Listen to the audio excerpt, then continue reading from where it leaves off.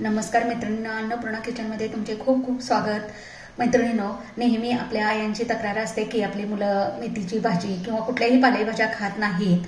तर अतिशय गुणकारी अशी ही जी मेथीची भाजी आहे, त्या मेथीच्या भाजीचं आपण बेसन बनवणार आहोत. त्यामुळं मुलं आवडीने खातील, नको म्हणणारे सुद्धा मागून मागून खातील. त्यासाठी आज आपण बनवणार आहोत मेथी बेसन. त्यासाठी लागणारं साहित्य आहे, येथे मी अर्धी पेंडी मेथी घेतलेली आहे, स्वच्छ धुवून बारीक चिरून घेतलेली आहे. 2 ते 3 मिरच्या घेतलेल्या आहेत, आलं घेतलेलं आहे, थोडंसं खोबरं घेतलेलं आहे, छोटासा एक कांदा घेतलेला आहे, कोथिंबीर घेतलेली आहे, कढीपत्ता घेतलेला आहे. त्यानंतर एक छोटी वाटी बेसन घेतलेला आहे, धना-जिरा पावडर घेतलेली आहे, हळद घेतलेली आहे, लाल तिखट घेतलेला आहे आणि लसूण घेतलेला आहे. तर या ठिकाणी मी हे खोबरं, आलं, लसूण, मिरची आणि कोथिंबीर मिक्सरला एकदम बारीक अशी करून घेणार आहे.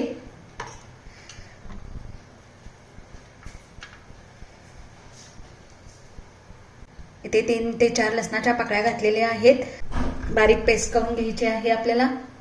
तर इथे बघू शकता, या ठिकाणी आपण बारीक अशी याची पेस्ट करून घेतलेली आहे. आता येथे मी गॅसवर एक कढई ठेवलेली आहे, त्यामध्ये मी 1.5 पळी तेल घालत आहे. आता याच्यामध्ये मी फोडणीसाठी जिरं 1 चमचा, मोहरी 1 चमचा घालत आहे. जिरं मोहरी तडतडली की त्याच्यामध्ये आपण कांदा छोटासा घेतलेला आहे तो घालायचा आहे. कांदा सोनेरी रंगावर परतून घ्यायचा आहे. त्याच्यानंतर याच्यामध्ये कढीपत्ता घालायचा आहे.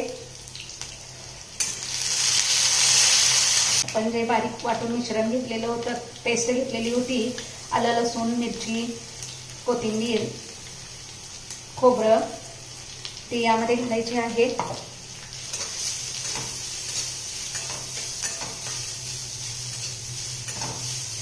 आता हे मंद गॅसवर चांगलं खोबरं तेल सुटेपर्यंत भाजून घ्यायचं आहे. आता या ठिकाणी मला 1 वाटी बेसनसाठी 1 पेला पाणी घ्यायचं आहे. हे पाणी मी एकदम कडक नाही, कोमट करून घेणार आहे. ते बघू शकता, आपलं हे लसूण खोबरं सुद्धा भाजत आलेलं आहे.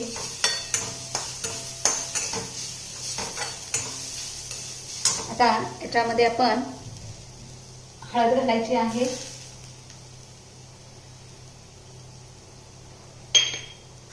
नाळ्याला जीव करून घ्यायचा आहे. आता जी मी मेथी बारीक चिरून घेतलेली आहे, ती या फोडणीत घालत आहे.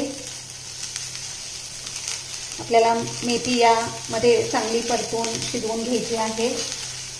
तर मेथी अशी मिक्स करून घेतल्यानंतर त्याच्यामध्ये चवीनुसार मीठ घालायचं आहे. मीठ घातल्यानंतर पुन्हा एकदा ते सर्व मेथीमध्ये मिक्स करून घ्यायचं आहे आणि त्याला 2 मिनिटं झाकून ठेवायचं आहे. आता येथे मी ते 2 मिनिटं थोडं मेथी शिजेपर्यंत हे जे आपण बेसन 1 वाटी घेतलेलं आहे, ते 1 पेला पाणी गरम करून घेतलेलं आहे, कोमट करून घेतलेलं आहे, त्यामध्ये या ठिकाणी मिक्स करायचं आहे. त्यामध्ये गुठळ्या होऊ द्यायच्या नाहीत. तर इथे बघू शकता, आपलं हे मिश्रण अगदी पातळ असं झालेलं आहे. तुम्हाला जर पिठलं हे घट्ट करायचं असेल तर याच्यामध्ये अजून थोडं बेसन ॲड करू शकता. इथे बघू शकता तुम्ही, मिठाच्या पाण्यामध्ये मेथी किती छान शिजलेली आहे. आता यामध्ये आपण धना-जिरा पावडर घालत आहे. काश्मीरी लाल मिरची पावडर जे आहे ते 2 छोटे चमचे घेतलेले आहेत, तेही याच्यामध्ये घालून मिक्स करून घेत आहे. तुम्हाला लाल मिरची पावडर आवडत नसेल तर मिरच्याचं प्रमाण जास्त घेऊ शकता. तर आता या ठिकाणी बघू शकता, एकजीव सगळं झालेलं आहे आणि आपल्याला या ठिकाणी गॅसची फ्लेम कमी करून हा जो घोळ तयार केलेला आहे तो थोडा थोडा करून याच्यामध्ये घालायचा आहे.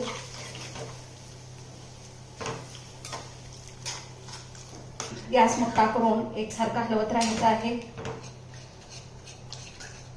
जेणेकरून शिजताना याच्यामध्ये गुठळ्या होऊ नयेत. इथे बघा, आपलं हे मेथी बेसन घट्ट व्हायला चालू झालेलं आहे.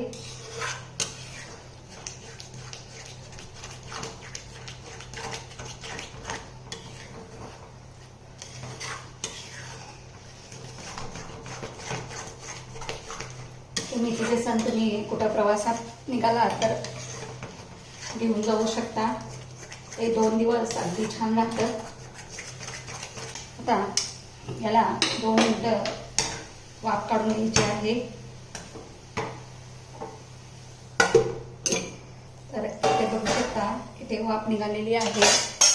पुन्हा हे बेसन या ठिकाणी घालून मस्त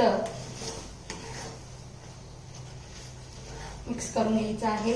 त्यावरती आता मी थोडीशी कोथिंबीर घालत आहे आणि हे आपलं मेथी बेसन खाण्यासाठी तयार झालेलं आहे. तर इथे बघू शकता मस्त असं आपलं मेथी बेसन तयार झालेलं आहे.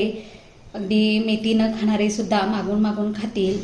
आणि तुम्हाला ही माझी साधी सोपी रेसिपी आवडली असेल तर माझ्या चॅनलला लाईक आणि सबस्क्राईब करायला विसरू नका.